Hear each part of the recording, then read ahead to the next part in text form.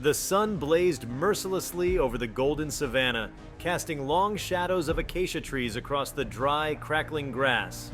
Tourists aboard safari jeeps were scattered across the plains, their binoculars trained on distant wildlife. It was a typical day in the Serengeti, one filled with wonder and the promise of unforgettable encounters.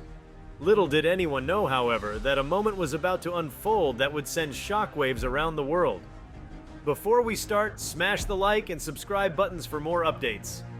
In one of the jeeps, a group of tourists, including an adventurous man named Alan, were busy capturing photographs of a pride of lions lounging near a cluster of shrubs. The guide, a seasoned local named Joseph, was warning the group to stay inside the vehicle at all times. "The lions may seem indifferent," he explained, "but they are wild animals. Never underestimate them." Most nodded, but Alan seemed distracted, his curiosity visibly outweighing his caution. Alan was a seasoned traveler, someone who prided himself on exploring the unexplored and testing boundaries. He had always believed that life was meant to be lived on the edge, and this safari was no exception.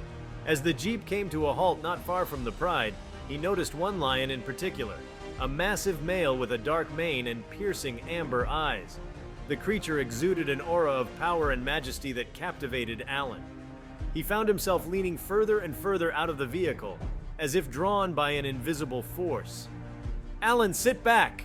one of his companions hissed, her voice tinged with panic, but Alan waved her off.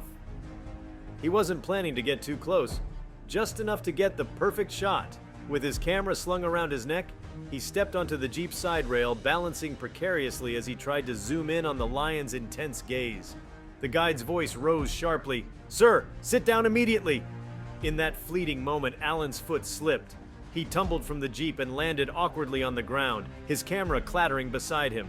The entire group gasped, frozen in horror as they stared at the man who had just made the fatal mistake of entering a lion's domain. The lion, until then lounging lazily in the shade, slowly rose to its feet. Its movements were deliberate, every sinew of its muscular frame rippling as it locked eyes with the intruder. The air seemed to thicken with tension, and a suffocating silence fell over the savannah. Alan, his heart hammering in his chest, scrambled to his knees. His instincts screamed at him to run, but he knew better. Running would only trigger the predator's chase reflex. "Stay still!" Joseph shouted from the jeep. "Do not move an inch!" The lion took a step forward, its massive paws making no sound on the dry earth. Its mane caught the sunlight, giving it an almost ethereal glow. Alan's breaths came in short, ragged bursts as he crouched low, trying to appear as non-threatening as possible. The other tourists watched in terror, some unable to look, others gripping their cameras, unsure whether they were documenting a tragedy in the making or witnessing something extraordinary. And then it happened. The lion stopped just feet away from Alan, lowering its head as if inspecting him. Its amber eyes were unblinking, its breath visible in the hot air. Alan braced himself, convinced this was the end. But instead of pouncing, the lion did something no one could have anticipated. It let out a low, rumbling growl, not of aggression, but of something almost contemplative. The lion leaned in closer, its nose just inches from Alan's face. Alan could feel the beast's hot breath, its sheer presence overwhelming. He squeezed his eyes shut, awaiting the fatal blow. But instead, he felt something entirely unexpected, a soft nudge. The lion pushed its massive head gently against Alan's shoulder, almost as if it were comforting him. Gasps erupted from the jeep as the tourists struggled to process what they were seeing. The lion nudged him again, this time more firmly, as if urging him to stand. Alan, trembling from head to toe, slowly rose to his feet, keeping his hands visible and his movements slow. The lion's tail swished lazily and it stepped back, giving Alan space. It then did something that defied all logic and understanding. The lion turned its back to Alan and began to walk away, pausing after a few steps to glance over its shoulder, as if inviting him to follow. Joseph, still frozen in shock, yelled, "Alan, get back in the jeep, now!" But Alan couldn't move. Something about the lion's behavior held him captive. Against every shred of common sense, he took a cautious step forward. The lion didn't react. Encouraged, Alan took another step, and then another, until he was walking alongside the giant predator. The tourists in the jeep were beside themselves, shouting for Alan to return, but he seemed to be in a trance. The lion led him to the edge of the shrubs where the rest of the pride was resting. The other lions lifted their heads, their eyes following Alan's every move. Yet none of them growled or showed signs of aggression. Instead, they watched with what could only be described as curiosity. The massive male lion sat down, its tail curling around its body, and let out a deep, resonant roar. The sound echoed across the plains, sending shivers down everyone's spines. For reasons Alan could never fully explain, he felt an overwhelming sense of peace in that moment. The roar wasn't a warning, it was a call, a declaration of trust. Slowly, Alan crouched down, keeping his distance but close enough to feel the weight of the lion's presence. He raised his camera, his hands still trembling, and began to take pictures. The lion seemed to pose, its head held high, its gaze steady and regal. Back in the Jeep, Joseph was on the radio, frantically calling for backup. He knew this situation could turn deadly in an instant, but he also knew that any sudden interference might provoke the lions. The other tourists were torn between terror and awe, their phones capturing every second of the surreal encounter. Minutes felt like hours, but eventually, the lion rose again. It looked at Alan one last time, its eyes holding a depth that seemed almost human, before turning and walking back to its pride. Alan, finally breaking free from his trance, stumbled backward, his legs weak and unsteady. The guide yelled for him to return, and this time he obeyed, staggering back to the Jeep as the tourists reached out to pull him in. As soon as he was safely inside, the Jeep roared to life, speeding away from the pride. Alan collapsed into his seat, his chest heaving as he tried to process what had just happened. The other tourists bombarded him with questions, their voices a chaotic mix of relief, disbelief, and anger. Joseph, his hands gripping the steering wheel tightly, muttered, "I've been doing this for 20 years, and I've never seen anything like that."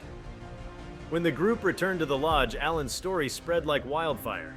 Photos and videos of the encounter flooded social media, capturing the world's attention. Wildlife experts, behaviorists, and skeptics weighed in, each offering theories to explain the lion's unprecedented behavior.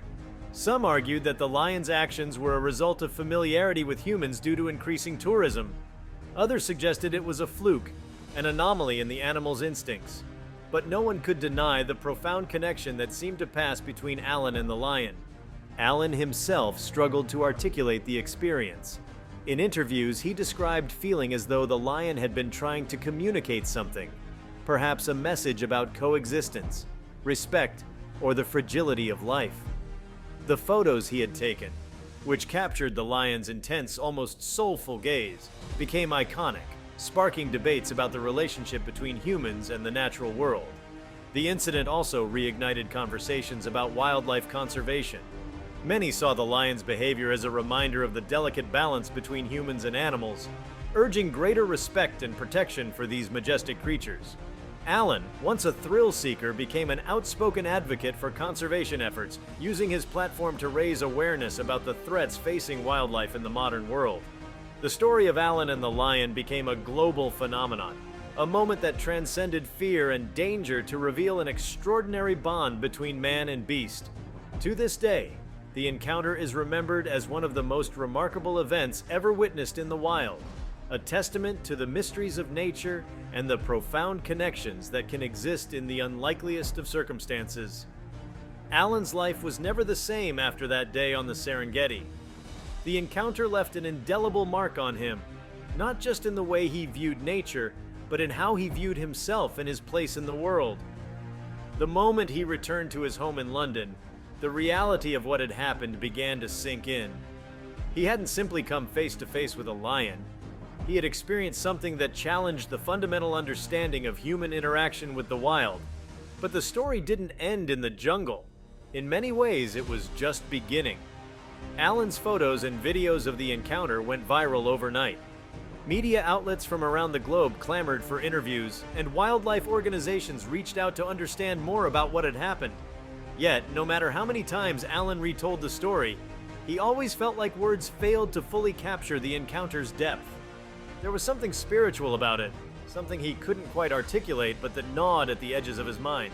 In the weeks that followed, Alan was invited to various television shows, podcasts, and conferences. He became a reluctant celebrity, though he didn't relish the attention.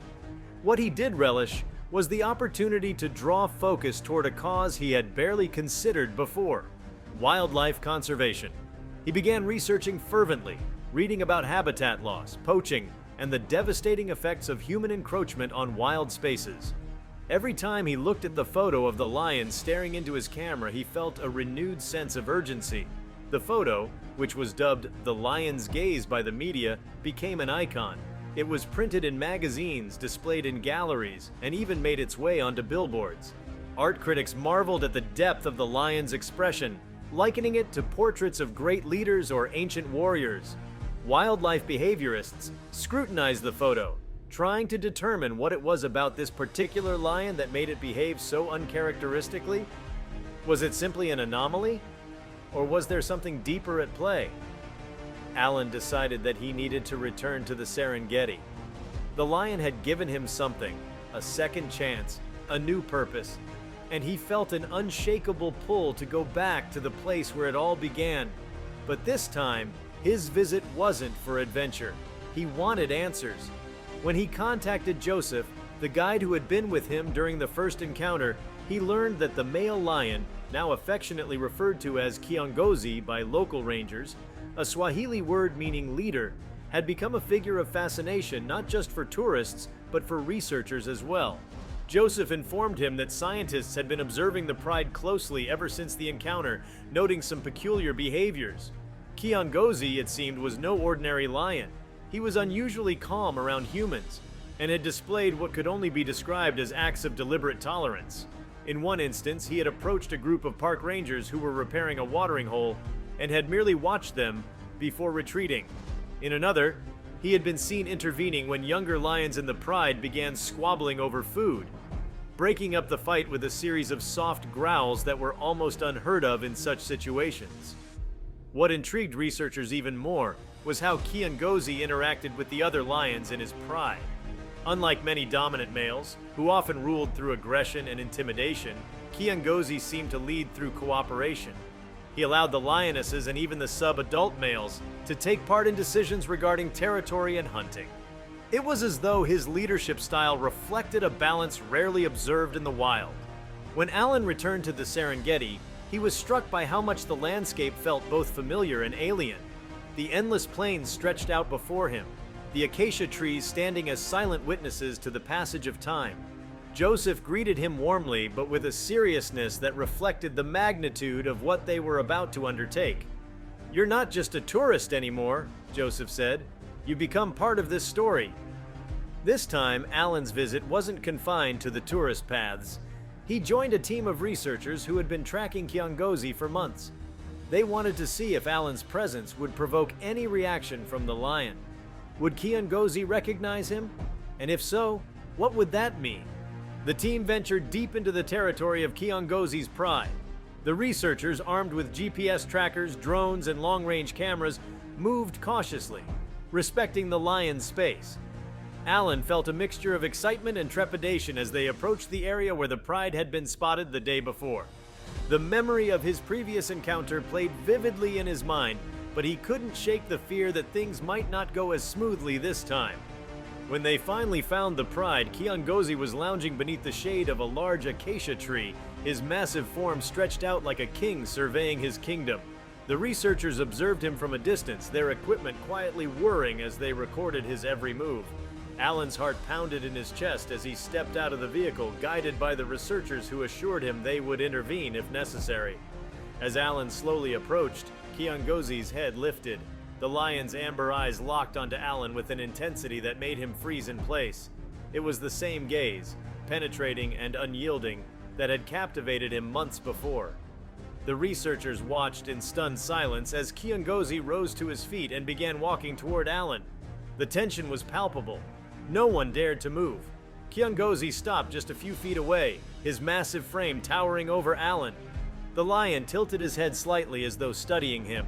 Alan felt the same overwhelming sense of connection he had experienced during their first encounter. It was as though the lion recognized him, though such a thing seemed impossible. Slowly, Alan knelt down, keeping his hands visible and his posture non-threatening. To everyone's astonishment, Kiongozi sat down as well, his tail curling around his paws. The two of them remained there for what felt like an eternity, man and beast locked in a silent exchange. Alan's breathing slowed as a strange calm washed over him. It was as if the lion was trying to communicate something beyond words, something primal and profound. If you like this video, please give it a like and subscribe to our channel. Also, leave your comments below and tell us, what are your thoughts on the lion's shocking action in the jungle? We want to hear from you. Thank you for watching and see you next time.